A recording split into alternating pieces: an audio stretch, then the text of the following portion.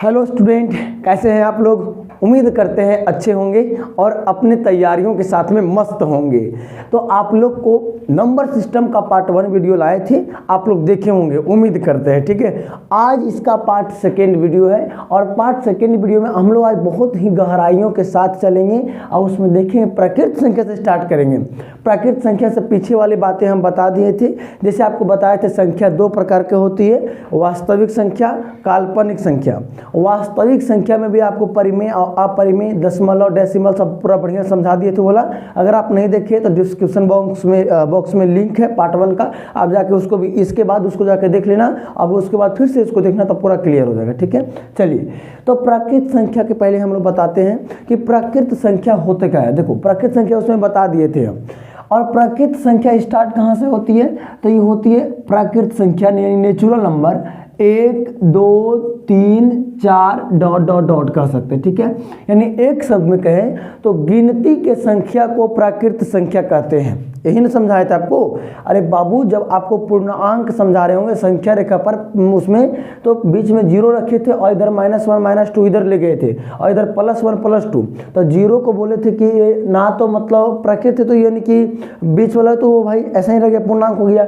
और इधर माइनस वाला वो हटा करके इधर प्लस देने बोले थे तो 1 से वो प्राकृत संख्या हो गया। लेकिन अगर 0 भी लगा देंगे तो वो पूर्ण संख्या हो गया। ये आपको बताए थे हम, ठीक ना। चलिए ध्यान दीजिए, तो बोलेंगे 1 2 3 4 यानी गिनती की संख्या को क्या बोलेंगे, प्राकृत संख्या। अब आती है पॉइंट कि प्राकृत संख्या को कितने भाग में बांटा गया है, तो 2 भाग है। एक में अभाज्य संख्या यानी इंग्लिश से बोलेंगे तो प्राइम नंबर, और 2 में भाज्य संख्या यानी इंग्लिश से बोलेंगे तो कंपोजिट नंबर। ठीक है, अब समझते हैं बातों को कि क्या होता है भाज्य और क्या होता है अभाज्य। ठीक है, रेडी। चलिए, जो बच्चा इसको जानते होंगे वो ज़्यादा उछले नहीं, क्योंकि आपको हो सकता है इसमें कुछ ऐसा भी पॉइंट मिले पढ़ने को जो आप शायद नहीं जानते। ठीक है, चलिए ध्यान दीजिएगा। मान लेते हैं पहले तो बात कि अभाज्य संख्या कहते किसको है, तो वैसा संख्या जिनका केवल 2 गुणनखंड होता हो। 2 गुणनखंड होता हो। 2 गुणनखंड कौन कौन, एक होगा और एक अपने आप होगा। अपने आप कैसे, वो समझने की कोशिश करें। ठीक है, होता हो उसे हम लोग क्या कहेंगे, उसे हम लोग अभाज्य संख्या कहेंगे।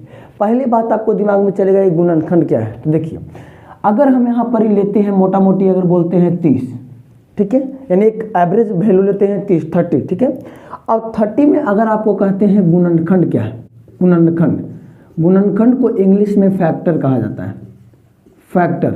ठीक है, तो अगर बोलेंगे 30 का गुणनखंड क्या है, और या तो फिर बोलेंगे 30 का गुणक क्या है, गुणक यानी मल्टीपल्स। ठीक है, देखिए ये दोनों में जरा सा का अंतर है। गुणनखंड क्या होता है और गुणक क्या होता है। गुणनखंड कहने के यानी फैक्टर कहने के मतलब होता है कि कौन कौन सा ऐसा टेबल है जिसमें 30 आ जाएगा। यानी एक शब्द में कहें तो कौन कौन सा ऐसा नंबर है जो 30 को काट देगा, ओकरा कहा जाता है गुणनखंड यानी फैक्टर। और मल्टीपल कहने के मतलब कि 30 का मल्टीपल करते चलो, यानी एक शब्द में कहें तो 30 का पहाड़ा आप लिख दीजिए।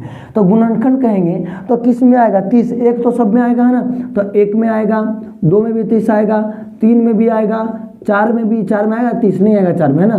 तो आपको 5 में आएगा, 6 5 30, उसके बाद कहाँ जाएगा 10 3 30, 15 दूना 30 और 30 के 30।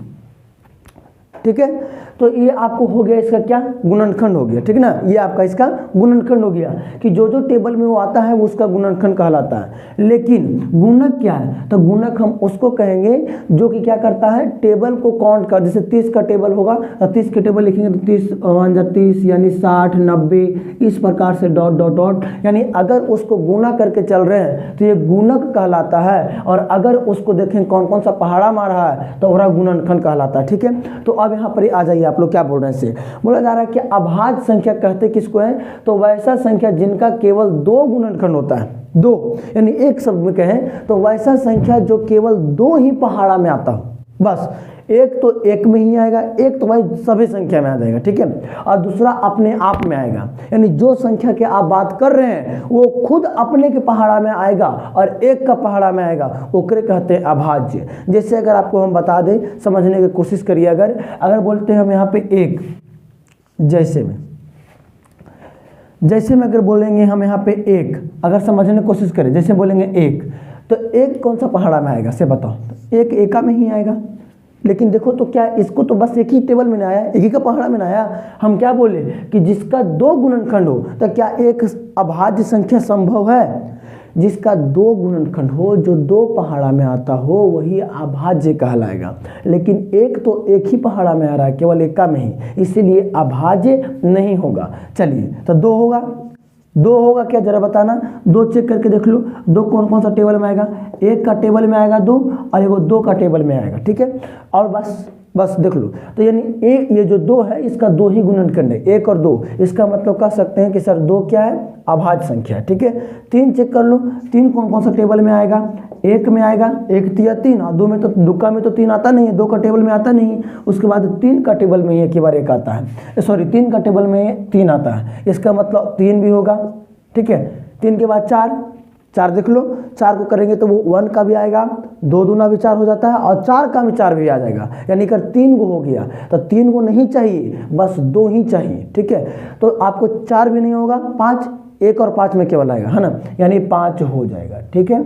उसके बाद क्या छः हो सकता है, तीन दूना भी छः होता है, और छः कम भी छः होता है, और दो तिया भी छः, यानी कि चार हो गया इसका, तो छः भी नहीं होगा, सात हो जाएगा, आठ नहीं, नौ भी नहीं, क्योंकि नौ जो है वो तीन तिया नौ कट रहा है, और बाकी एक से भी नौ कटेगा और नौका से भी कटेगा, इसका मतलब तीन गो इसका कम से कम बन रहा है। तो मतलब कम से कम दो अगर बन गया, मतलब दो ही रहना चाहिए, कम से क्या ज़्यादा से ज़्यादा भी करें, दो ही रहना चाहिए तभी होगा, यानी ना तो एक कम और ना तो एक ज़्यादा, बस पूरा दो रहेगा, ओकरे कहेंगे। सात के बाद आठ नहीं, नौ नहीं, 10 भी नहीं, 11 होगा, बिल्कुल होगा, 12 होगा नहीं, 13, हाँ 13 होगा, ... ये बहुत इंपॉर्टेंट पॉइंट बता दिया आपको, अभाज्य संख्या पहचानने का नियम। अच्छा, थोड़ा सा गौर करना, थोड़ा सा अब बढ़िया से देखिए, इस सब में देखिए गौर से, थोड़ा सा सबको बढ़िया से गौर से देखिए आप। तो 3, 5, 7, 2 को छोड़ के देखिएगा, 3, 5, 7, 11, 13 सब क्या विषम संख्या है? अरे विषम संख्या उसको कहते हैं जो दो से नहीं कटता हो। तो देखो ये सब दो से नहीं कटेगा, बस एक ही को है जो सम संख्या है, 2। तो आपका एग्जाम में कई बार पूछा जा चुका है कि यहाँ पर हम अगर एक छोटा सा स्टार पॉइंट बनाते हैं तो लिखना पड़ेगा कि 2 एकमात्र सम अभाज्य संख्या है, सम अभाज्य संख्या है, ठीक है। 2 एकमात्र सम अभाज्य संख्या है, यानी 2 को कह सकते हैं। अगर सवाल पूछेगा कि कौन सा ऐसा संख्या है जो सम अभाज्य कहलाता है, तो अभाज्य में पूरा घूम लीजिए आप लेकर के बढ़िया से ढिबरी बत्ती, लेकिन फिर भी आपको एक ही को मिलेगा सम में, वो है 2। तो 2 एकमात्र सम अभाज्य संख्या, ये आपको ध्यान रखना है, कई बार एग्जाम में पूछा जा चुका है, ठीक है। चलिए आगे ध्यान से देखेंगे, ये सब जितना भी पॉइंट आपको बताते हैं नोट कॉपी करेंगे, उसमें बहुत ज़्यादा आपको मदद मिलेगा, ठीक है। चलिए आगे देखेंगे। अच्छा, आप थोड़ा सा गौर कर सको तो इसमें बढ़िया से देखिए तो कितना कितना का डिफरेंट आ रहा है। यहाँ से यहाँ 2 से 3 गए हैं, 1 का डिफरेंट, 3 से 5 गए हैं, 2 का डिफरेंट, 5 से 7 गए हैं, 2 का डिफरेंट, और 7 से 11 आ गए, कितना आ गया? 4 का डिफरेंट। 11 से 13 आए हैं, कितना बढ़ गया? फिर से 2 का डिफरेंट। यानी इस प्रकार से अगर आगे बढ़ेंगे तो डिफरेंट मायने नहीं रखता है, ठीक है। यानी इसमें जहाँ तहाँ यानी अभाज्य संख्या कितना हूँ नंबर के बाद आ सकता है और कभी भी आ सकता है, ठीक ना। लेकिन इतना ध्यान रखना कि उसका बस 2 ही गुणनखंड रहेगा तभी आ सकता है। आप थोड़ा सा गौर कर सको तो इसमें विषम संख्या लगातार देखिए। अच्छा, विषम संख्या कहाँ से स्टार्ट होता है? विषम संख्या कहते किसको है? तो वैसा संख्या जो 2 से ना कटता हो, ठीक है। तो 2 से ना कटने वाला संख्या में आपको 1, 3, 5, 7 आपका जाकर के 9 है ना, 11 इस प्रकार से विषम संख्या होता है, आपको पता है। तो अब बढ़िया से देखिए तो 3, 5, 7 क्या लगातार विषम संख्या है? कहेगा सर 11 भी तो है। तो बाबू लगातार बोल रहे हैं, लगातार, ठीक है। अगर बोलेगा कि 3 लगातार विषम संख्या, विषम अभाज्य संख्या कौन है, यानी विषम और अभाज्य दोनों कौन है? तो 3 लगातार विषम अभाज्य कहेगा तो 3, 5 और 7, क्योंकि 7 के बाद अगला विषम होता है 9, लेकिन 9 तो अभाज्य है ही नहीं। आया समझ में। तो इसीलिए आपको एक पॉइंट और यहाँ बना देते हैं, और वो पॉइंट ये है कि तीन लगातार विषम अभाज्य संख्या कौन कौन हो गया, 3, 5 और 7 होता है। ठीक है, यानी 3 लगातार विषम अभाज्य संख्या 3, 5 और कितना बोले हम, 7 होता है। ठीक है, चलिए आगे चलें। 3, 5 और 7 होता है, इतना ध्यान रखना। आपको क्या क्या बोल रहे हैं हम, पहले बोले कि सम अभाज्य कौन, एकदम बीच बीच में हम रिवाइज करते चलिए। सम अभाज्य कौन है, तो आंसर होगा 2। ठीक है, चलिए, और 3 लगातार विषम अभाज्य कहेगा तो 3, 5, 7, क्योंकि इसके बाद लगातार नहीं आ रहा है। ठीक है, चलिए, ये दोनों पॉइंट आपको एकदम दिमाग से एकदम सोच समझ के रखना है। ठीक है, चलिए, अब कुछ और पॉइंट आपको जो एग्जामिनर पूछना चाहता है, कहेगा कि अगर हम 1 से लेकर के 100 तक लिखते हैं, देख रहे हैं, 1 से लेकर कहाँ तक, 100 तक अगर हम लिखते हैं, तो 1 से लेकर 100 तक में कितना अभाज्य संख्या होगा। जैसे अगर हम बात करें तो 13 तक लिखे ना, 14 तक, तो कितना, यानी कि 15 भी बोल देंगे तो कितना हो गया, 1, 2, 3, 4, 5, 6 गो हुआ, यानी 1 से लेकर के 15 तक में 6 गो अभाज्य संख्या है। उसी प्रकार अगर हम लेकर के यहाँ से लेकर के 100 तक लिखेंगे तो टोटल कै गो अभाज्य संख्या होगा। इसको निकालने का कोई ट्रिक नहीं है, आप चुपचाप इसको याद कर सकते हैं, और नहीं तो फिर आप पूरा एकरी से लिखिए और उसको गिनिए। तो आपको याद बता दें, हम बहुत बार पूछा जा चुका है कि 1 से लेकर के 100 तक टोटल 25 अभाज्य संख्या है। कितना है, 25 अभाज्य संख्या है। 25 बहुत बार पूछा जा चुका है कि 1 से लेकर के 100 तक में कुल कितनी अभाज्य संख्या है, 25 है। ठीक है, लेकिन अगर 1 से लेकर के 50 तक बोलेंगे तो कितना है, तो 1 से लेकर के 50 तक में 15 अभाज्य संख्या है। कितना है, 15।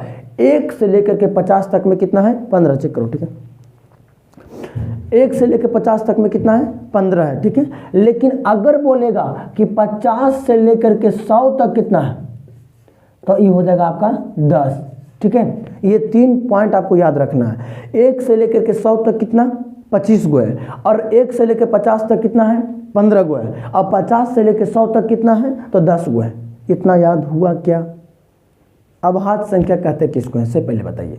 तो अभाज्य संख्या उसको कहते हैं जिसका केवल 2 गुणनखंड होता हो। जैसे आपको पहला हो गया 2, 3, 5, 7, आपका फिर हो जाएगा उसके बाद 11, 13, उसके बाद 17, है ना। तो ये सब आपका अभाज्य संख्या है। ठीक है, चलिए, उसके बाद बताएं कि एकमात्र ऐसा अभाज्य संख्या है जो सम भी है और अभाज्य भी है। तो आंसर मिला 2 है सर, क्योंकि 2 सम संख्या में आता है और ये अभाज्य की भी संख्या में आ गया। तो एकमात्र, यानी 2 एकमात्र ऐसा संख्या है जो सम अभाज्य कहलाएगा। चलिए, अब उसके बाद बोले कि 3, 5, 7 जो है वो लगातार अभाज्य संख्या की श्रेणी में आ रहा है। तो 3 लगातार विषम अभाज्य संख्या कौन कौन हो गया, 3, 5 और 7। अगर इसको 100 तक लगातार कंटिन्यू करेंगे तो 1 से लेकर 100 तक में कितना संख्या आ जाएगा अभाज्य का, 25 गो, और 1 से लेकर 50 तक में कितना आ जाएगा, 15 गो, और 50 से लेकर 100 तक में कितना आ जाएगा, 10 गो। बात कहो क्लियर है, का से कहो क्लियर है, तब आगे बढ़ेंगे। क्लियर है ना। अगर यहाँ तक समझ में आ गई ये बात तो आप लोग पहले बताएं कि हाँ सर यहाँ तक समझ में आ गई। ठीक है, अगर बात समझ में आ रही तब वीडियो को लाइक करना मत भूलना, और चैनल पर नए हो तो सब्सक्राइब करके रख लो। ठीक है, प्रतिदिन यहाँ पर क्लास चलेगा बबुआ। ठीक है, चलिए आगे चले।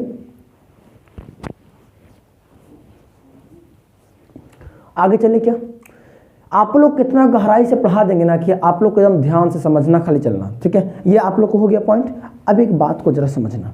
ठीक है, मेरे पॉइंट को समझना। इधर जो कर रहे हैं ना वो रफ है। ठीक है, इधर जो कर रहे हैं रफ, ये नहीं नोट करना, आपको ये नोट करते चलना। ठीक है, इधर कर रहे हैं वो रफ है। देखिएगा, ध्यान से समझिएगा मेरे बात को। एक बात यहाँ पे आप लोग के सामने लिख रहे हैं, अब उस बात को समझना।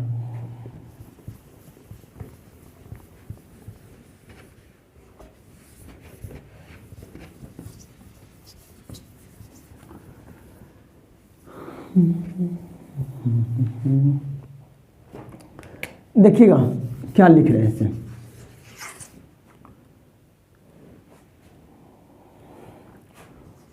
दो तीन को छोड़कर, 2, 3 को छोड़कर, ये आपको कॉपी में कहीं नोट कर लेना। ठीक है, छोड़कर सभी अभाज्य संख्या, 2, 3 को छोड़कर सभी अभाज्य संख्या 6n प्लस माइनस 1 के रूप में होगा।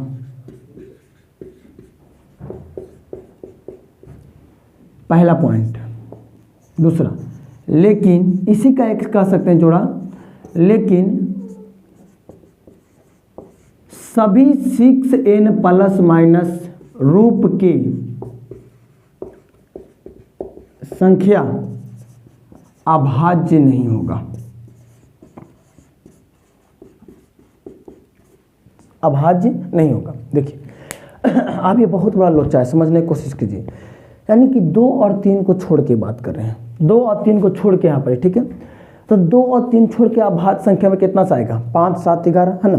तो जितना भी अभाज्य संख्या है उसको एक फार्मूला पर दिखाया जा सकता है, और फार्मूला है 6n plus minus 1। 6n plus minus 1, यानी अगर हम वो अगर यहाँ पे 5 निकालना है, ठीक है, तो अगर हम 5 को निकालना चाहेंगे यहाँ पे इस फार्मूला से 6n प्लस माइनस 1 से कहेंगे 5 को दिखाइए कैसे लिखा हुआ है, तो कहेंगे n के मान अगर हम 1 रखते हैं तो 6 एकम 6 और 6 में से 1 घटा देंगे तो कितना आ जाएगा? 5। यानी यहाँ प्लस माइनस कहने का मतलब कि आप उसको प्लस भी कर सकते हैं और माइनस भी कर सकते हैं, तब वो आपको आ जाएगा, ठीक है। अगला क्या है? 7, तो आप 7 को भी कर सकते हैं 6 गुने 1 और अभी प्लस कर लीजिए 1, यानी 6 कम 6 और 6 अब कितना हो गया? 7। यानी कि आपको जितना भी अभाज्य संख्या है वो इस रूप में लिखा जाएगा। जिसको बोले आप 13 को बोल देते हैं, 13 को लिखना है तो बोलेंगे 6 गुना 2, 6 गुना 12 और 1 कर देंगे तो कितना हो जाएगा? 13। यानी सभी अभाज्य संख्या 6n प्लस माइनस 1 के रूप में होगा, परंतु सभी 6n प्लस माइनस 1 पर लिखी संख्या अभाज्य नहीं होगा। यानी अगर आपको अभाज्य दे दिया है, अभाज्य संख्या कह दिया कि अभाज्य है, तो इतना फिक्स माना कि वो एकरा पर पक्का जाएगा, बस खाली 2 और 3 को छोड़ के। लेकिन अगर इसी पर आधारित कोई संख्या दे दिया है और कह रहा है क्या ये अभाज्य है, तो जरूरी नहीं है, ये चेक करना पड़ेगा। जैसे आपको अगर हम कह सकें तो 36 तो अभाज्य नहीं है, क्योंकि ये भाई 18 का पहाड़ा में भी आ रहा है, 9 का पहाड़ा में भी आ रहा है, 3 का पहाड़ा में भी आ रहा है, तो ये तो अभाज्य नहीं है। लेकिन अगर इसको इस फार्मूला में लिखने के मन करेगा हमको, तो कहेंगे 6 गुना 5, 6 पचे 30 और 1 कर देंगे तो 36 हो जाएगा। यानी 6 पचे 30 और 1 36 नहीं 31 हो जाएगा ना, 34 मान लेते हैं इसको, सॉरी 34 मान लीजिए। तो 6 पचे 30 और माइनस का 1 कर लीजिए, 6 पचे 30 और माइनस का 1, तो फिर भी आपका 29 रह जाएगा ना। एक संख्या ऐसा आपको हम एग्जाम्पल में देते हैं, रुको थोड़ा सा सोच के देते हैं आप लोग को। कोई ऐसा संख्या सोचो, लेकिन इतना याद रखना कि आपको ये नहीं होगा, इतना पता है मुझे, ठीक है। चलिए देखते हैं, सोचते हैं क्या हो सकता है ऐसा संख्या कोई, ठीक है। 6 पचे 30 और 1 31 और 1 29 दोनों अभाज्य बन जा रहा है, ठीक है। अगर हम बोलते हैं 6 चौके 24, हाँ देखो ये लग जा रहा है, ठीक है। आप यहाँ पर देख लीजिए, इसको लग जा रहा है। जैसे कहेंगे कि 6 चौके 24 और 1 जोड़ दो, तो 24 और 1 कितना हो गया? 25। लेकिन 25 तो अभाज्य नहीं है, ये तो भाज्य हो गया, ठीक है, क्योंकि 1 का 5 में आ जाता है और 25 का पहाड़ा में भी आता है, यानी ये 3 गो में आ गया। यानी ये जो 25 है वो 1 का टेबल और 5 का टेबल और 25 का टेबल 3 गो टेबल में आता है, इसलिए अभाज्य नहीं है, लेकिन ये इस रूप में लिखा गया है, ठीक है। तो आपको हम क्या बोले कि अगर 6n प्लस माइनस 1 के रूप में है और अभाज्य संख्या बोल दिया पहले, अब क्या वो इस रूप में है, तो हाँ कहना पड़ेगा होगा, पक्का होगा। लेकिन अगर इस रूप में कोई संख्या लिख दिया है और उसके बाद कहेगा आपको कि क्या वो अभाज्य होगा, तो इस बात को चेक करना पड़ेगा। क्लियर हो रहा पॉइंट? आप कॉपी में कहीं पे साइड में इसको नोट कर लें, ठीक है। चलिए सुंदर से जरा नोट कॉपी बनाना। चलिए आगे चलेंगे, भाज्य संख्या को देखेंगे।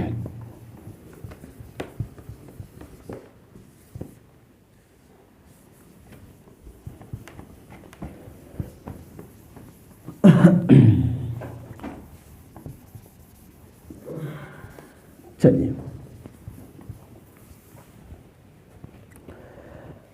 अगर जिसका कम से कम 2 गुणनखंड होगा वो कौन संख्या कहला जाएगा? अभाज्य संख्या। लेकिन 2 से ज़्यादा गुणनखंड हो गया, अगर 2 होगा तो अभाज्य, लेकिन अगर 2 से ज़्यादा हुआ तो वो क्या कहलाएगा? भाज्य कहलाएगा। अब कई बच्चों के मन में चलेगा कि सर जेकर एक ही को गुणनखंड होगा उसका, तो बस एक ही को गुणनखंड बस एक ही संख्या का होता है जिसका नाम है एक, और एक को पहले ही बोल दिए कि वो अभाज्य नहीं है। अगर एक को छोड़ दी तो उसके बाद दुनिया का हर एक नंबर को कम से कम तो 2 गुणनखंड होगा, एक बनेगा और एक वो अपने आप से काट लेगा, तो 2 गुणनखंड हुआ। लेकिन जिसका 2 से ज़्यादा है उसको कहेंगे कंपोजिट नंबर यानी कि भाज्य संख्या। यानी इसको बोलेंगे हम लोग कि वैसा संख्या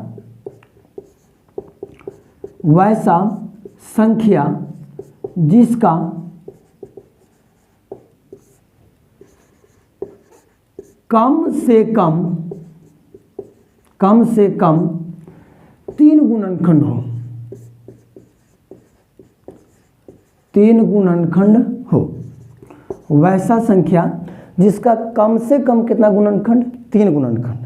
क्लियर हुआ पॉइंट, 3 गुणनखंड होना चाहिए, यानी वो कम से कम तो वो 3 पहाड़ा में आना चाहिए।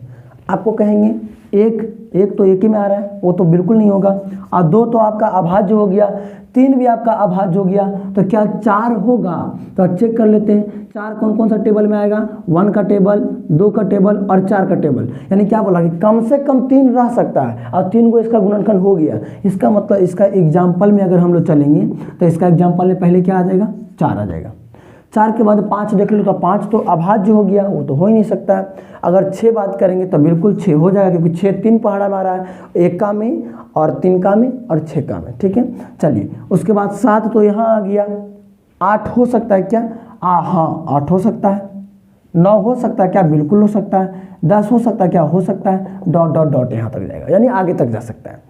अब यहाँ पे पॉइंट करने वाली बात ये है, समझने की कोशिश करना, समझने के बिल्कुल फोकस करना। ठीक है, अगर कहेगा कि बताइए सबसे छोटा भाज्य संख्या कौन है, सबसे छोटा भाज्य संख्या, तो सबसे छोटा भाज्य संख्या कौन हो जाएगा? 4। एक बार सवाल पूछा था कि सबसे छोटा भाज्य और सबसे छोटा अभाज्य का गुणनफल कितना होता है, तो सबसे छोटा भाज्य कितना है? 4, और सबसे छोटा अभाज्य कितना है? 2। तो 4 दूना कितना? गुणनफल यानी गुना करना 8। यानी ये सवाल बहुत बार पूछा जा चुका है। तो आपको पहले पॉइंट एकदम कॉपी में नोट करना सुंदर से, तो उसमें लिखना कि सबसे छोटी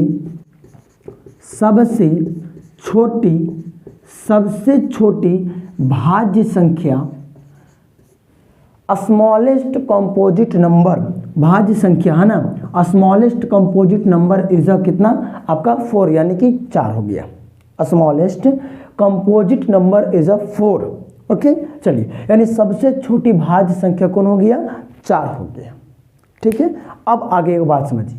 अच्छा, 4 भी देखिए सम है, 6 भी देखिए सम है, 8 भी देखिए सम संख्या, सम मतलब जो 2 के टेबल में आता हो। लेकिन देखिए 9 क्या है? विषम है। हाँ, फंसा दिया फिर यहाँ से, बहुत बार सवाल पूछा है कि सबसे छोटा, हाँ जरा पॉइंट जरा समझ के, सबसे छोटा विषम भाज्य संख्या कौन है? हाँ सुने, विषम बोल रहे हैं, सम ना बोल रहे हैं, विषम। तो सबसे छोटा विषम भाज्य संख्या कौन होगा? आप चेक करिए, तो विषम कह रहा है तो कौन? जो 2 के पहाड़ा में नहीं आएगा, यानी 9। ठीक है, तो इसको भी आप कह सकते हैं कि सबसे छोटा विषम भाज्य संख्या अगर बात करेंगे तो कौन हो जाएगा? भाज्य संख्या अगर बोलेंगे तो कौन हो जाएगा, जरा बताना। विषम बोले हैं तो आंसर हो जाएगा 9। क्या हो जाएगा? 9। बताओ क्लियर हो रहा है क्या? क्लियर हो रहा है क्या, जरा बताना। अगर क्लियर हो रहा है और अभी भी कंजूसी कर रहे हो, वीडियो को लाइक नहीं किए हो, चैनल को सब्सक्राइब नहीं किए हो, दोस्तों के पास शेयर नहीं किए हो, तो भाई क्या तुमको बोले हम। ठीक है, चलिए बहुत अच्छा। और अगर सुंदर तरीके से समझ में आ रहा है, कुछ पॉइंट ऐसा होगा जो आपको बिल्कुल समझना है, आप इसको स्किप करके ना देखना। ठीक है, चलिए, तो सबसे छोटा विषम भाज्य हो गया आपका 9, और सबसे छोटी भाज्य हो गया आपका 4। लेकिन बढ़िया से चेक करो, एक सेकेंड बढ़िया से चेक करो। आप देखिए बढ़िया से, तो 4 ई वाला रो में भी 1 नहीं आया है, और ई वाला रो में भी 1 नहीं आया है, यानी यहाँ से 2 से स्टार्ट हुआ, जो यहाँ आ गया वो यहाँ नहीं, और जो यहाँ आया है वो वहाँ नहीं। लेकिन 1 तो कहीं है ही नहीं, ना तो यहाँ ना तो वहाँ। पूछता है, सवाल पूछता है बाबू। कहता है कि बताइए एक कैसी संख्या है, तो इसको लिखना पड़ेगा नोट पॉइंट में कि एक नाही अभाज्य संख्या है, अभाज्य संख्या है, और नाही ना तो भाज्य। यानी एक जो है वो ना ही क्या है, अभाज्य संख्या है, और ना ही क्या है, भाज्य संख्या है। यानी एक ना तो अभाज्य में आएगा और ना ही भाज्य में आएगा। कहो सर क्लियर है? एकदम प्रेम से बोलो भारत माता की जय। आपको इस प्रकार से आपको एकदम ध्यान से कॉपी सुंदर से बनाना है, ठीक है। अगर यहाँ तक किसी भी बच्चे को अगर हल्का फल्का भी अगर दिक्कत है तो भाई आप अपना इलाज करवाइए। आपको क्या बताएं, एकदम पूरा गहराई से, इतना हम पूरा विश्वास के साथ कर सकते हैं कि इतना ध्यानपूर्वक, ये छठा सतमा का सिलेबस है जी, इसको कॉम्पिटिटिव लेवल में पढ़ रहे हो, इतना ध्यान से आप कभी स्कूल अपने कोचिंग में भी नहीं पढ़े होंगे जितना ध्यान से पढ़ा रहे इसको, ठीक है। तो अगर आपको ये क्लियर हो गया तो ठीक है, अब आगे चलते हैं, ठीक है। चलिए हटाते हैं इसको।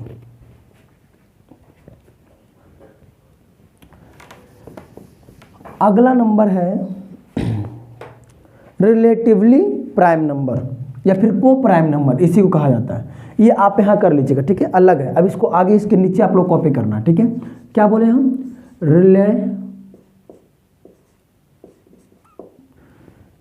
क्या नाम था उसका, रिलेटिवली, अच्छा, प्राइम नंबर दिख रहा है क्या, एक बार चेक कर लेना। और इसी का एक नाम है को प्राइम नंबर। ये दोनों एक ही संख्या, और दोनों को हिंदी में एक ही चीज कहा जाता है जिसका नाम है सहअभाज्य संख्या। अगर पूरा क्लियर दिख रहा हो तो बताना, क्लियर है जी। चलिए कुछ बोले हम कि रिलेटिवली प्राइम नंबर, और या तो फिर इसको बोले को प्राइम नंबर। ये इंग्लिश में दो नाम से जाना जाता है, बट हिंदी में सिंपल सा एक ही गो, सहअभाज्य संख्या। तो अपने अपने कॉपी में हेडिंग लगाइए, रिलेटिवली प्राइम नंबर और को प्राइम नंबर सहअभाज्य संख्या। पहले हेडिंग लगाए, जल्दी करें।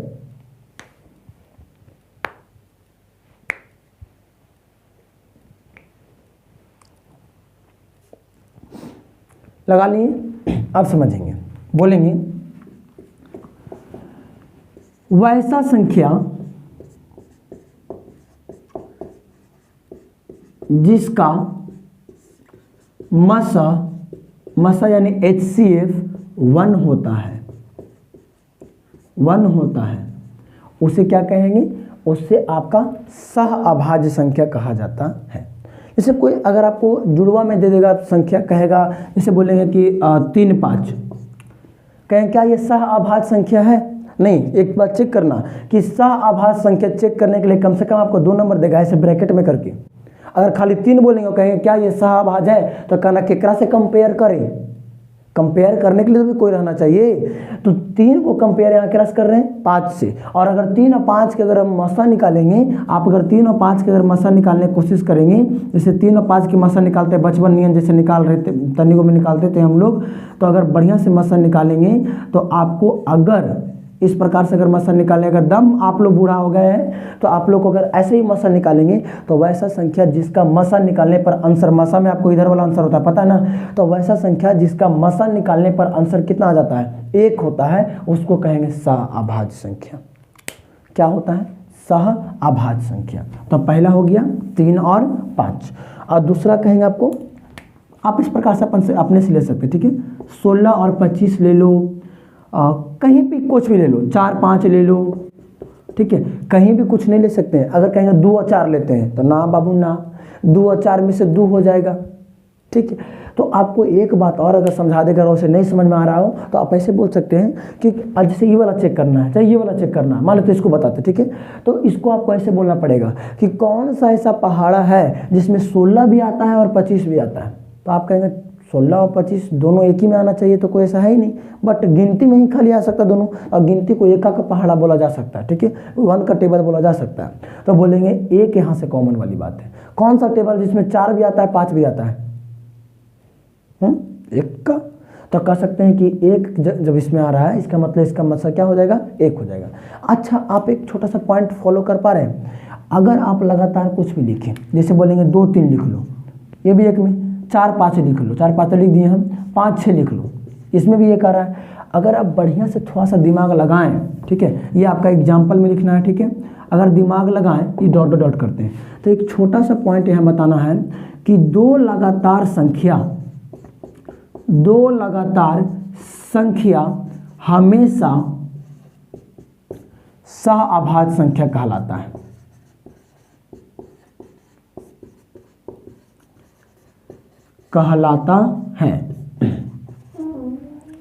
समझे आप क्या बोल रहे हैं इसे? यानी 2 लगातार संख्या हमेशा क्या कहलाएगा, सहअभाज्य संख्या कहलाएगा। ठीक है, आप इस पॉइंट को समझ पाए हम क्या बोल पा रहे हैं इसे? पहले तो सहअभाज्य संख्या कहते किसको है, तो आपको कहेंगे कि वैसा संख्या जिसका मशक कितना होता है, 1 होता है, उसको कहेंगे सहअभाज्य संख्या। आपको एग्जांपल दिए 3 5 16 25 4 5 डॉट डॉट डॉट आगे लिख सकते हैं। आपको दूसरा बताएं कि 2 लगातार संख्या हमेशा क्या कहलाता है, सहअभाज्य संख्या कहलाता है। तो ये आपको टोटल उतर गया ना। अगर उतर गया हो तो अब हम लोग आगे चलेंगे, अगला नंबर देखेंगे ट्विन प्राइम नंबर क्या है। ठीक है, यानी बोलेंगे जुड़वा अभाज्य किसे कहते हैं। तो पहले इतना उतारिए, चलिए हम लोग आगे चलते हैं। ठीक है, ओके। हाँ, तो अगला संख्या है ट्विन प्राइम नंबर, इसको हिंदी में कहते हैं जुड़वा अभाज्य। पीछे हम लोग बताएं को प्राइम यानी सह अभाज्य। अब देखेंगे ट्विन प्राइम नंबर यानी जुड़वा अभाज्य। तो कहेंगे इसका परिभाषा, आपको समय न व्यर्थ हो जाए इसलिए मैंने लिख के लाया। वैसा अभाज्य संख्या, अभाज्य में खोजना है, कहाँ, अभाज्य संख्या में खोजो कि वैसा अभाज्य संख्या जिनका अंतर 2 होता है, यानी वैसा कोई अभाज्य संख्या, 2 अभाज्य संख्या जिसको अगर घटाएंगे तो 2 आना चाहिए। जैसे 3 भी अभाज्य है और 5 भी अभाज्य है, और दोनों 3 में से 5 घटाएंगे तो 2 आ जाएगा। 5 भी अभाज्य है, 7 भी है, तो 7 में से 5 जाएगा तो 2 आ जाएगा।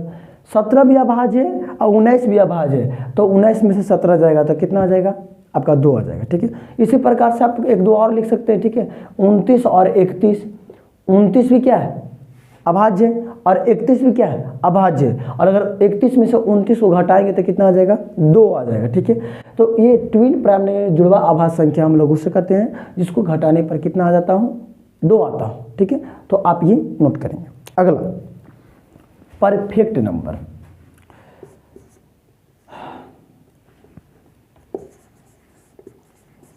परफेक्ट नंबर हेडिंग लगाया कॉपी में कि परफेक्ट नंबर क्या है।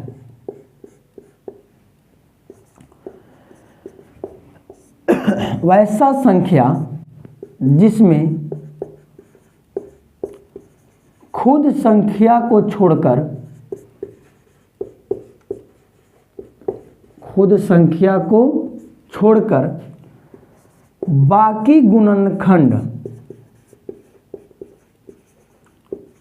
बाकी गुणनखंड का योग संख्या आ जाए, उसे आप परफेक्ट नंबर कह सकते हैं। ठीक है, आपको लिखना है तो लिख सकते हैं कि उसे परफेक्ट नंबर कहते हैं।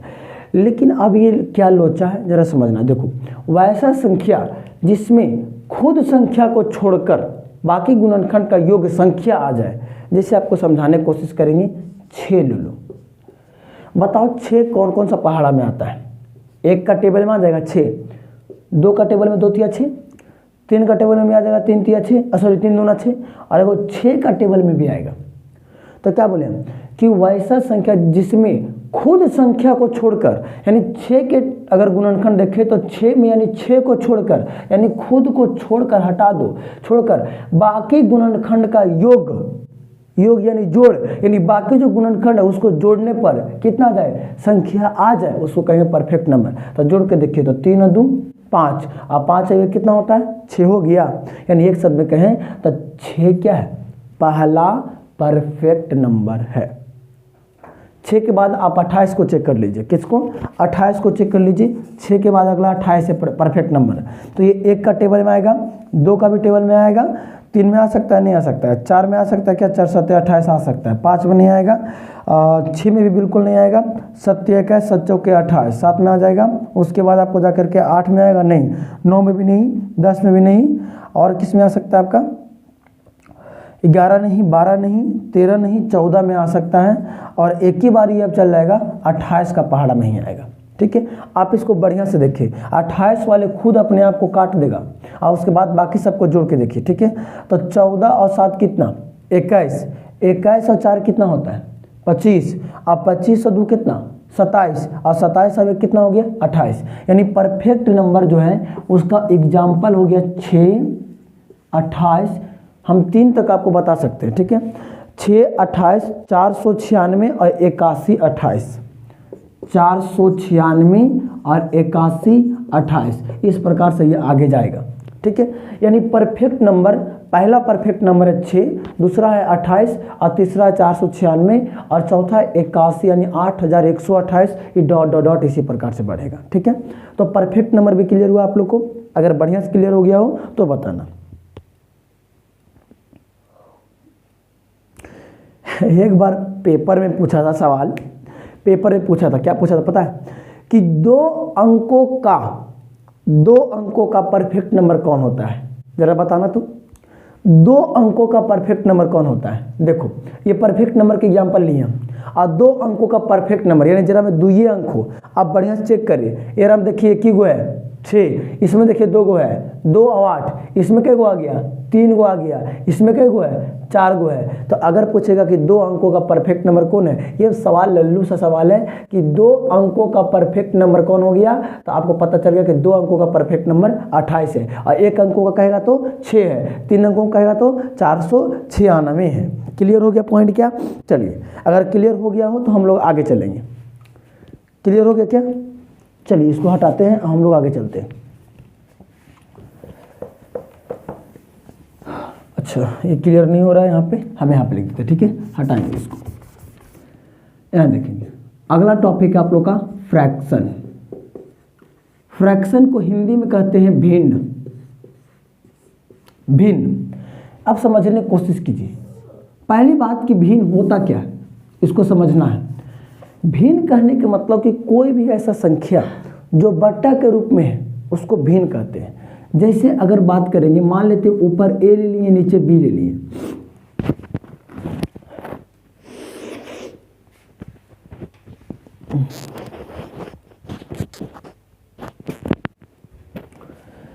ऊपर ले लिए क्या? ए, और नीचे ले लिए बी। तो ऊपर वाले को बोला जाता है नोमिनेटर, और नीचे वाले को बोला जाता है डिनोमिनेटर। ठीक है, इसको बोलेंगे नोमिनेटर। स्पेलिंग वगैरह हल्का फल्का मिस्टेक होगा तो आप लोग देख लीजिएगा थोड़ा सा। ठीक है, नेमिनोटर या नोमिनेटर आप लोग एक बार देख लीजिएगा। ठीक है, आई थिंक नोमिनेटर। और इसको बोला जाता है डिनोमिनेटर। हिंदी में बोलेंगे तो नोमिनेटर को हिंदी में कहा जाता है अंश, और इसको क्या बोला जाता है? हर। क्या बोलेंगे? हर। यानी नोमिनेटर और डिनोमिनेटर, यानी अंश और हर। तो भिन्न किसको कहेंगे? जो बट्टा के रूप में रहेगा उसको कहते हैं भिन्न। ठीक है, अब ये 3 प्रकार का होता है, इधर वाला हटा देंगे आप, ये 3 प्रकार का होता है। ठीक है, यहाँ पे समझा देते हैं 3 प्रकार, यहाँ पे समझाने की कोशिश करेंगे 3 प्रकार का। यानी भिन्न कितना प्रकार का? 3 प्रकार का। पहला का नाम क्या है, जरा बताएंगे? पहला के कौन सा भिन्न कहते हैं हम लोग? प्रॉपर फ्रैक्शन, यानी उचित भिन्न। पहला का नाम है प्रॉपर फ्रैक्शन। हिंदी में क्या बोलेंगे? उचित भिन्न। बहुत इंपॉर्टेंट तरीके से समझना। दूसरा का है इनप्रॉपर। Improper fraction.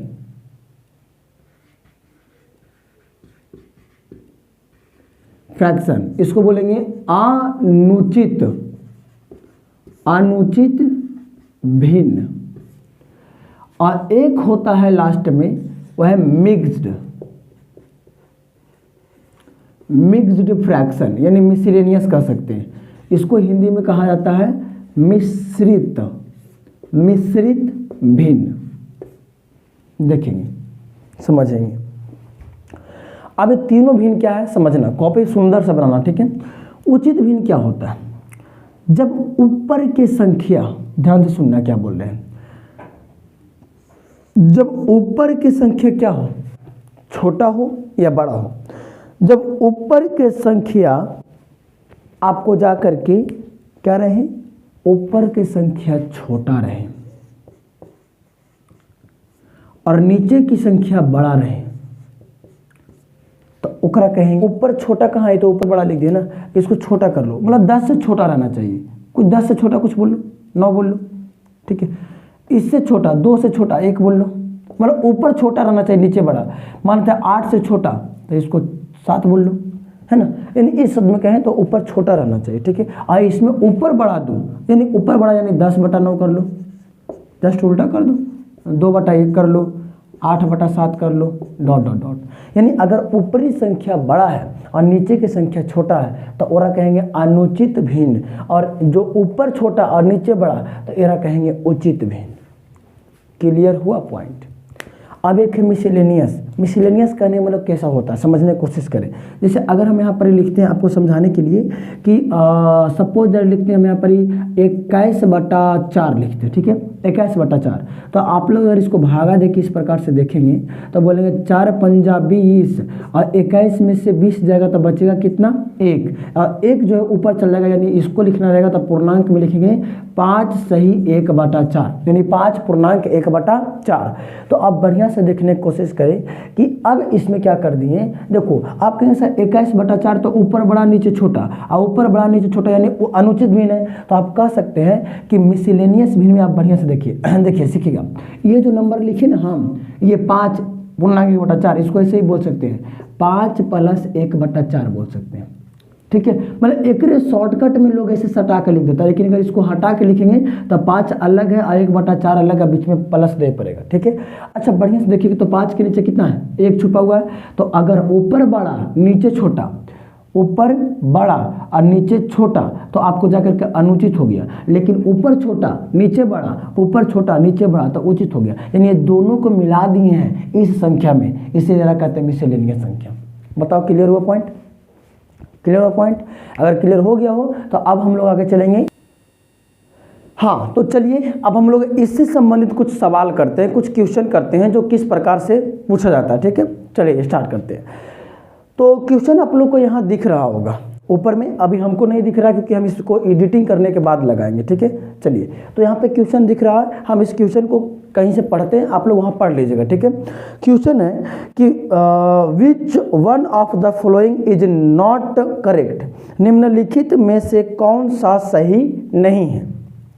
प्रश्न आपको दिख रहा होगा कि निम्नलिखित में से कौन सी संख्या ऐसी है जो सही नहीं है, यानी गलत है, ठीक है। ऑप्शन चेक करो। ऑप्शन ए क्या कह रहा है कि 1 ना तो अभाज्य है और न ही भाज्य है। अब जस्ट लिखवाए थे थोड़ी देर पहले कि बात सही, 1 जो है वो अभाज्य भी नहीं है और भाज्य भी नहीं है, तो ये वाला तो बिल्कुल सही है। बी वाला कह रहा है कि 0 को ना तो धनात्मक माना गया है ना ही ऋणात्मक, यानी 0 ना तो धनात्मक है और ना ही ऋणात्मक, बात सही है। 0 को ना तो सम बोलते हैं ना ही विषम, सॉरी 0 को ना तो पॉजिटिव और ना ही नेगेटिव, कुछ नहीं बोला जाता, ठीक है। वो आपको ऐसे ही पूर्णांक में खाली गिनाता है। चलिए आगे तीसरा बोल रहा है कि if P cross Q is even then P and Q are always even, यानी कि यदि P और Q को अगर सम मतलब अगर गुना करेंगे तो गुणनफल अगर सम आता है तो क्या P और Q हमेशा सम होगा, से बताना है। और डी वाला में तो भाई आपका जाकर √2 का परिमेय संख्या है क्या, तो भाई वो तो √2 है ही, यानी अगर 3 ऑप्शन को छाटे ए और बी तो भाई बिल्कुल सही है और डी भी बिल्कुल सही है, तो सी वाला ऐसे आंसर निकल रहा है। लेकिन आपको कैसे से सी वाला जरा समझने की कोशिश करिए। देखिए क्या बोल रहा है, पहले आपको कुछ हम एक बात बताते हैं जो कि आपको शायद पता होगा या नहीं। अगर हम विषम संख्या को, आप कहीं पे कॉपी में लिख लेंगे इसको, ठीक है, बताने के लिए भूल गए पीछे। अगर विषम संख्या को विषम संख्या से गुना करते हैं तो हमेशा विषम आएगा, हमेशा विषम आएगा। जैसे अगर आप लेते हैं विषम संख्या 3 और 3 को अगर हम गुना करते हैं कोई विषम संख्या से 5 से, ठीक है, तो 5 दिया कितना 15, देखो 15 भी विषम आ गया। यानी विषम को विषम से करेंगे यानी ऑड को ऑड से करेंगे तो ऑड आएगा, ठीक है। चलिए अगर हम सम संख्या को गुना करते हैं सम से, यानी इवन नंबर को अगर हम इवन नंबर से गुना करते हैं, जैसे आप इसको एग्जाम्पल ले लीजिए, 4 को करते हैं 2 से, तो 4 गुना कितना 8, देखो इवन आ गया, सम आ गया। यानी सम को करेंगे सम से तो क्या आ जाएगा, सम ही रहेगा। लेकिन अगर हम गुना करते हैं एगो सम और एगो करते हैं विषम तो क्या आता है चेक करते हैं। जैसे मान लेते हैं कि लेते हैं यहाँ पर एगो सम लेते हैं 4 और एगो विषम लेते हैं 3, तो 4 तिया कितना 12, यानी एगो सम और एगो विषम लिए तो सम आ गया। यानी सम संख्या को विषम संख्या से गुना करेंगे तो क्या आ जाएगा, सम आ जाएगा। और वही आपका प्रश्न कह रहा है कि यदि पी और क्यू को गुना करने पर सम आ रहा है, सम आ रहा है, तो क्या ये बात हमेशा सत्य होगा कि P और Q दोनों के दोनों आपका जा करके कैसा रहना चाहिए, हमेशा सम होंगे? कोई ज़रूरी नहीं बाबू, अगर दोनों अगर गुना करके सम आ रहा है तो वो एक सम भी हो सकता है और एक विषम भी हो सकता है, इसीलिए वो सी वाला ऑप्शन क्या हो गया, गलत हो गया। आया समझ में? चलिए आप एक छोटा सा पॉइंट इस फॉर्मूला के नीचे और लिख लीजिएगा, ठीक है, कि विषम संख्या को अगर हम विषम के साथ अगर जोड़ घटाव करें, विषम संख्या को विषम के साथ जोड़ घटाव करें तो सम आ जाएगा। जैसे विषम लेते हैं 5 और एगो विषम लेते हैं 3, तो 5 और 3 कितना हो जाएगा 8। अगर घटा भी देंगे प्लस माइनस यानी दोनों चीज़ कर सकते हैं, तो 5 में से 3 जाएगा तो 2 आ जाएगा, ठीक है। यानी एक शब्द में कहें तो विषम को विषम के साथ में प्लस माइनस करेंगे तो सम आ जाएगा। अगर हम सम संख्या को प्लस माइनस करते हैं समय के साथ में, जैसे लेते हैं को हम 8 और एगो लेते हैं 4, तो 4 और 8 कितना हो रहा है 12, यानी ये भी सम आ रहा है। यानी अगर सम संख्या को सम संख्या से करेंगे तो क्या आ जाएगा, सम आ जाएगा। लेकिन अगर एक सम रहना चाहिए और अगर एक विषम रहना चाहिए तो क्या होगा जरा इसको बताएंगे, ठीक है। यानी एक सम और अगर एक विषम रहेगा तो क्या होगा जरा बताना। एक सम तथा एक विषम रहेगा तो क्या हो जाएगा, देखिए अगर इसको एग्जांपल लेते हैं, सम मान लेते हैं 8, ठीक है, और विषम मान लेते हैं 3, तो अगर इसको प्लस भी करेंगे तो 8 और 3 कितना हो गया 11। लेकिन अगर 8 में से 3 घटाएंगे तो कितना हो जाएगा 5। यानी अगर एक सम और एक विषम रहेगा तो हमेशा विषम आएगा। ये बात को आप ध्यान से याद रखेंगे, ठीक है। आगे चलते हैं, एक कॉपी में अपना लिख लेना, ठीक है। चलिए दूसरा सवाल देखते हैं, दूसरा सवाल देखेंगे, ठीक है। दूसरा क्वेश्चन क्या है आप अपन जरा देखेंगे ध्यान से, ठीक है।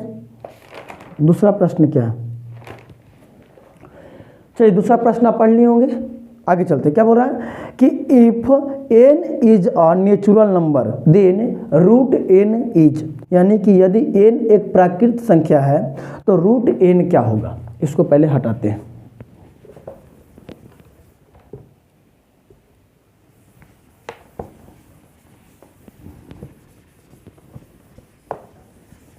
एक्चुअली ये बोर्ड सही नहीं लेवाया है, इसीलिए इसमें जल्दी नहीं मिटल पाता है, जल्दी ही दूसरा बोर्ड आ जाएगा।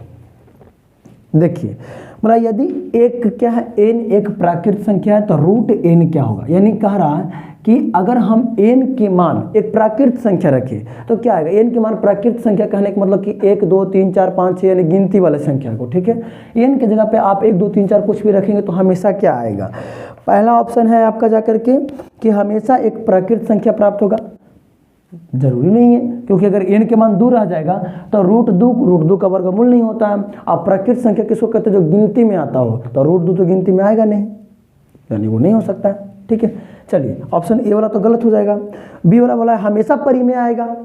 परिमेय संख्या कौन, जिसका वर्गमूल टूट के आता हो, तो रूट 4 रहेगा। n का मान अगर 4 रखेंगे तो 4 का वर्गमूल 2 हो जाएगा, यानी वो प्राकृत परिमेय संख्या हो जाएगा। लेकिन अगर यहाँ पे n का मान हम 5 रख देंगे तो रूट 5 तो अपरिमेय संख्या हो जाएगा, यानी बी वाला भी गलत है। सी में बोल रहा है कि हमेशा एक अपरिमेय, भाई अभी तो 4 देख लिए थे कि वो परिमेय आ गया था, ठीक है, तो ये भी गलत है। तो डी वाला आपका सही होगा। डी में क्या बोल रहा है कि हमेशा एक अपरिमेय संख्या या तो फिर हमेशा एक परिमेय संख्या, है ना। यानी एक शब्द में कहें तो आपको यहाँ पर सॉरी क्या बोल रहा है डी में कि या तो प्राकृत संख्या या अपरिमेय संख्या। हाँ बात सही है। अगर मान लेते हैं n का मान 1 रखते हैं तो 1 का वर्गमूल 1 आ जाएगा, तो ये प्राकृत संख्या में आता है। अगर 2 रख लेंगे तो 2 अपरिमेय संख्या हो जाएगा, ये प्राकृत संख्या नहीं होता है। तो वही डी में कह रहा है कि या तो प्राकृत संख्या और या एक अपरिमेय संख्या। ठीक है, तो ऑप्शन नंबर डी वाला बिल्कुल सही है। ठीक है, चलिए अगला प्रश्न है कि 110 तक की सभी विषम अभाज्य संख्याओं को एक साथ गुना किया जाता है तो गुणनफल कितना होगा। मजेदार क्वेश्चन। ठीक है, all odd prime number up to 110 are multiplied together, what is the unit digit in the product. ठीक है, चला बताइए।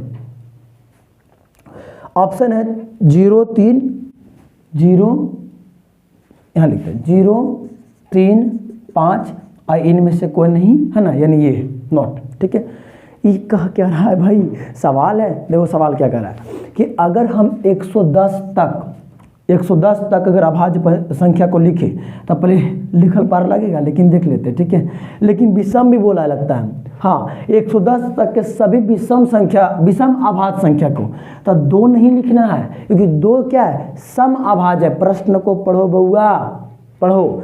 ठीक है, ये 2 क्या है, 2 सम अभाज्य है, तो विषम अभाज्य बोला तो 3 से लिखाएगा। 3 5 7 9 डॉट डॉट डॉट, मतलब कि अगर सभी विषम अभाज्य संख्या को कितना तक 110 तक लिखेंगे और उसको गुना करेंगे, और गुना करके जो टोटल कितना आता है समय कोई मतलब नहीं, लेकिन जो गुना के लास्ट में कितना आ जाएगा, जैसे मान लीजिए कि 8 7 5 6 3 2 कुछ भी आ गया। ठीक है, तो लास्ट में कितना आ रहा है 2, तो वही कह रहा है कि लास्ट वाला खाली बताइए। तो मतलब अभी बताए नहीं कि कितना आया, ये मतलब ऐसे समझा रहे थे। अच्छा एक बात बताइए, 5 के गुना अगर हम कोई सम संख्या से करते हैं, जैसे 2 से, तो 5 दूना 10, तो 10 के लास्ट में क्या होता है 0। लेकिन अगर सम से ना करें, विषम से करें, तो लास्ट में क्या बचता है, देखो 5 है, 5 दिया 15, लास्ट में कितना 5। फिर करेंगे 5 7 35, लास्ट में कितना 5, 5 9 45, लास्ट में कितना 5। यानी अगर सबको आपस में गुना करेंगे और बीच में अगर 5 आ गया, और अब इतना तो पता है कि कोई सम नहीं आने वाला है, सम बस एक है 2 खाली, और 2 को छोड़ दिया है, तो अब 5 जितना साथ में गुना होगा विषम के साथ में वो सब 5 कर देगा, यानी आपका ये सी वाला बिल्कुल सही हो जाएगा। सी वाला बिल्कुल सही हो जाएगा।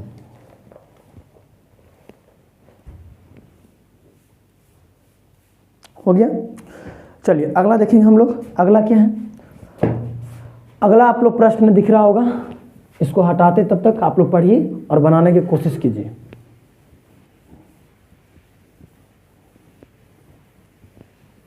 देखिए जरा, पढ़ लिए। बोल रहा है कि x का मान निकाले जिसके लिए x + 1 और x + 3 की अभाज्य संख्या है।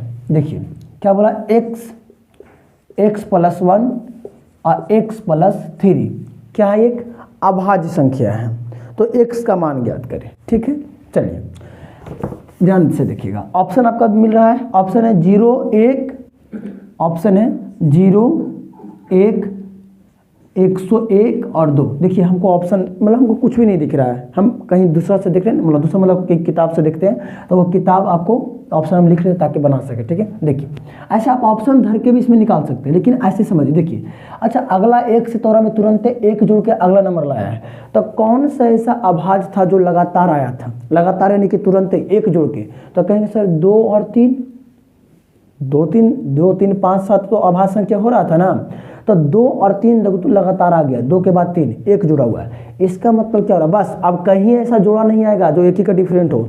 इसका मतलब ये 2 है और ये कितना है 3 है, क्योंकि x के मान 2 रख देंगे तो 2 अब 1 कितना हो जाएगा 3। अगर यहाँ रखें x के मान 2 तो 2 और 3 कितना 5 हो जाएगा। अगला देखो 5 में भी आवाज आ रहा है, यानी x के मान पूछा था, तो x के मान कितना हो जाएगा 2 हो जाएगा। क्लियर हो रहा है, बताओ क्लियर हो रहा है क्या?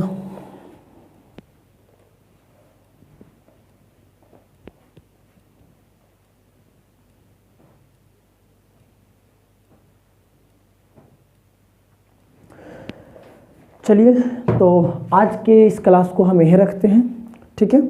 और आप लोग कमेंट करके बताना क्लास कैसा लगा। इसका पार्ट 3 आपको बहुत जल्दी मिल जाएगा नंबर सिस्टम का, ठीक है। और अगर चैनल पे नए हो तो चैनल को सब्सक्राइब करना बिल्कुल भी मत भूलना, ठीक ना। और अपने दोस्तों के पास इसको शेयर भी करो, क्योंकि सभी का फ़ायदा हो थोड़ा सा, वो अच्छा से अच्छा ही रहेगा, ठीक है। चलिए तो आप आगे की वीडियो के लिए तैयारी करते हैं। आप लोग इसी प्रकार इसी चैनल पे प्यार दिखाते रहिए। ओके, बाय सभी को, लव यू।